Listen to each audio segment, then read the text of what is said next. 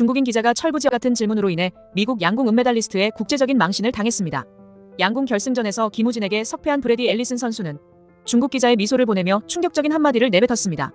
이 장면은 중국 방송사에 실시간으로 송출되는 것이었기에 미국 선수의 대답은 채 끝나기도 전에 중국 전역으로 순식간에 퍼졌고, 중국 매체들은 물론 중국 현지는 그야말로 발칵 뒤집어졌습니다. 어떤 대답이었는지 현지 반응을 공유합니다. 현재 한국 양궁은 남녀 대표팀에서 모두 3관왕을 차지하며 파리올림픽 양궁에 걸린 금메달 5개를 싹쓸이했습니다. 전 세계 언론들이 한국의 경이로운 기록에 집중 조명을 하는 가운데 이날 두 선수의 승부는 팽팽한 접전으로 손에 땀을 쥐게 했는데요. 숨죽이는 짜릿한 명장면들을 연거푸 연출하며 결국 김우진 선수가 파리올림픽 양궁 남자 개인전 결승에서 금메달을 거머쥐었습니다. 한국의 10번째 금메달을 선사한 김우진 선수에게는 올림픽 통산 5번째 금메달로 매우 의미가 컸습니다. 이것은 양궁 김순영, 사격 진종우, 쇼트트랙의 전희경의 금메달 4개를 넘고 한국 최다 올림픽 금메달리스트로 한국 스포츠 역사에 한 획을 썼습니다. 두 선수는 세트 점수 5대5로 비긴 뒤 슛오프 원샷 승부에서 100년에 나올까 말까한 막상막하의 명승부를 펼쳤는데요. 슛오프 원샷 승부에서도 모두 10점을 쏜 두 선수는 이제 중앙에서부터 화살이 얼마나 떨어져 있는지를 기준으로 승패를 가리게 됐습니다. 최종적으로 김우진 선수의 화살은 정중앙에서 55.8, 앨리슨 선수의 화살은 60.7로 떨어지며 4.9 차이로 금메달은 김우진 선수의 목에 걸어지게 됐고, 전세계 시청자들도 환호성을 지르며 격한 반응을 보였습니다. 미국 내에서도 해당 경기는 엄청난 반응이 일었습니다.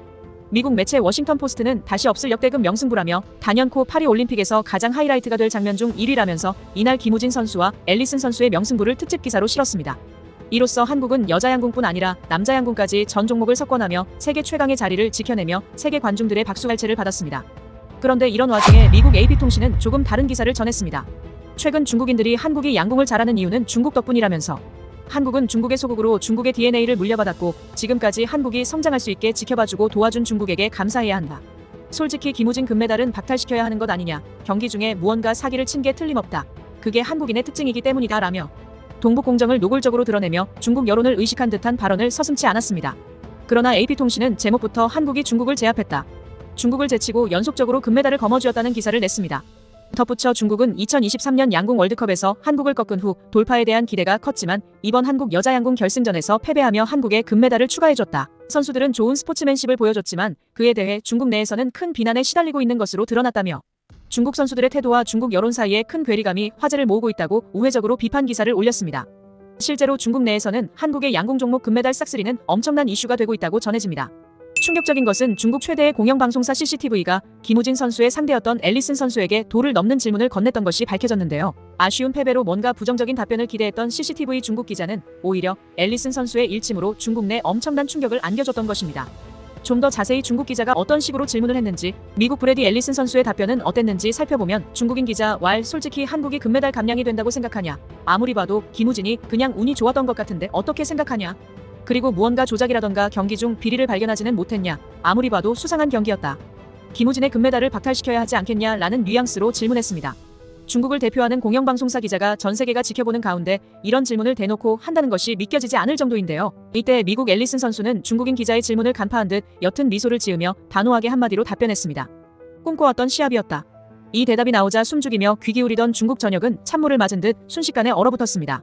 브래디 앨리슨 선수는 김우진은 정말 놀라운 선수다. 연습장에서 그를 지켜보면서 그가 어떤 선수인지 알 수 있었다. 그와 나는 경쟁자지만 인생을 같은 목표에 바친 사람으로서 뭔가 통하는 알 수 없는 무언가가 있는 것을 확인했다. 오늘 김우진 선수와 나는 마치 챔피언처럼 경기했다.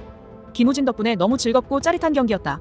그가 아니었다면 불가능했을 것이다. 평생 잊지 못할 것 같다 라며 매우 흡족하고 경이로웠다는 뉘앙스로 답변했습니다. 계속해서 앨리슨 선수는 김우진 선수와 내가 서로 경쟁을 시작한 것은 2009년에서 2010년쯤이었다. 내가 원했던 순간, 양궁 팬들이 원하는 순간이 바로 오늘 결승전이었다. 우리 모두 마지막 4발에서 10점을 맞췄고 슛오프 원샷에서 간발의 차로 졌지만 전혀 속상하지 않았다. 좋은 경기를 했고 그것만이 중요하다고 생각한다.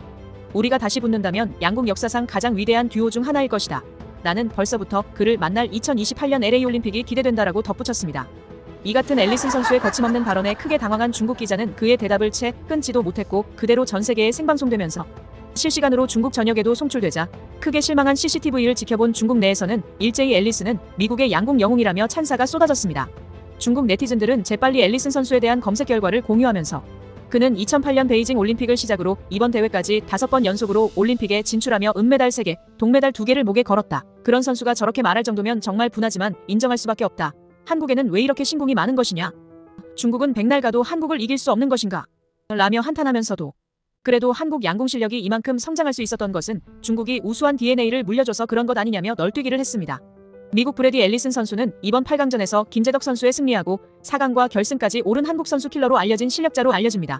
김우진 선수는 나와 앨리슨은 마치 호날두와 메시와 같다고 빗대면서도 미국 선수의 놀라운 평정심과 높은 스포츠맨십에 박수를 보냈습니다. 브래디 앨리슨은 미국 양궁의 영웅으로 알려집니다. 2012년 런던 올림픽 양궁 단체전에서는 한국을 준결승에서 탈락시킨 선수이기도 한데요. 이번 올림픽 대회에서도 혼성 단체전에서 동메달을 따냈습니다. 앨리슨 선수는 어릴 적부터 양궁에 빠져들었고 9살 때 아버지와 함께 양궁을 처음 시작했습니다.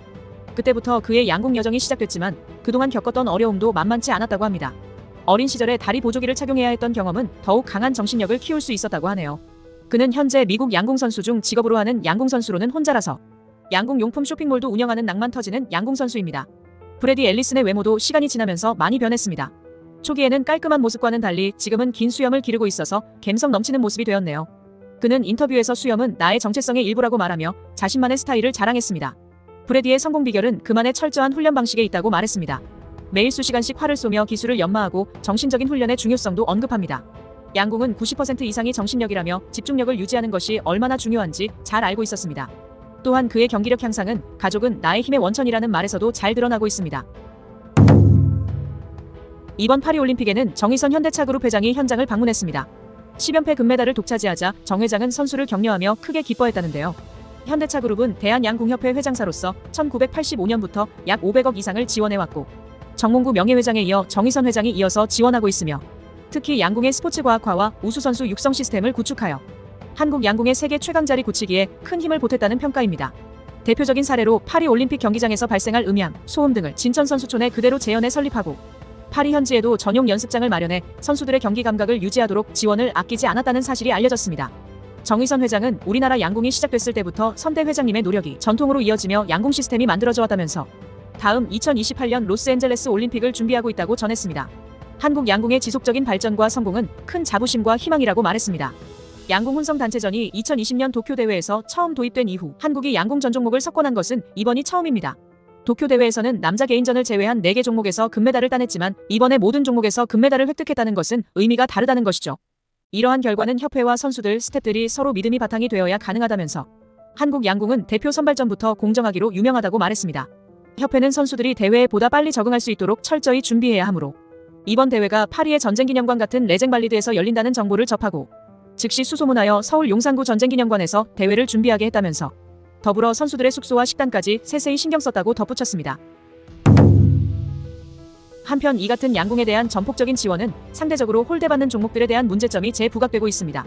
최근 북미 월드컵과 관련해 감독 선임에 대한 공정한 절차 문제 등과 얽힌 축구협회, 여자 단식 배드민턴 금메달을 획득한 선수 부상에 대한 배드민턴 협회의 대처 문제는 당장 눈앞의 성과와 인기 종목 편향으로 운영되는 한국 스포츠계의 후진성에 대해 자성의 목소리와 대정부 차원의 종합적인 점검이 필요하다는 지적입니다. 결국 피해를 입는 것은 어릴 적 정상적인 학업과 또래 문화를 누리지 못하고 오직 대회 준비에만 올인해온 선수들에게는 가혹하다는 비판인데요. 예로 최근 금메달을 획득하며 셔틀콕의 여제가 된 안세영 선수는 이제 갓 21세의 나이로 세계 배드민턴 선수들의 추이로 볼 때 안 선수의 시대가 전도유망되고 있습니다. 그런데 안세영 선수는 이번 대회를 준비하면서 자신의 승리의 원동력은 분노라고 표현하며 협회에 대한 서운함을 직접적으로 밝혔습니다. 안 선수는 협회는 부상 선수에 대한 지원은 물론 훈련 방식도 효율성이 낮다. 근력운동 프로그램이 1년 365일 똑같고 훈련 방식 자체도 시대를 못 따라간다면서 부상이 안 오게 훈련하든지 부상이 오면 제대로 조치해주든지 해야 하는데 부상은 오고 훈련은 훈련대로 힘들고 정작 경기에는 못 나가는 시기다 말했습니다. 한국 배드민턴 협회의 일방적인 의사결정 방식도 비판했습니다. 지난 프랑스 오픈과 덴마크 오픈을 일방적으로 못 나가게 했다는 것이며 사후에라도 설명을 요구할 수 없었냐는 기자의 질문에 대해서는 물어보지도 못하는 시스템과 분위기다. 대회가 끝나면 끝인 상황에서 제가 물어볼 기회가 없다. 미팅조차 없다고 답변했습니다. 시청해주셔서 감사합니다. 구독과 좋아요는 제작에 큰 힘이 됩니다.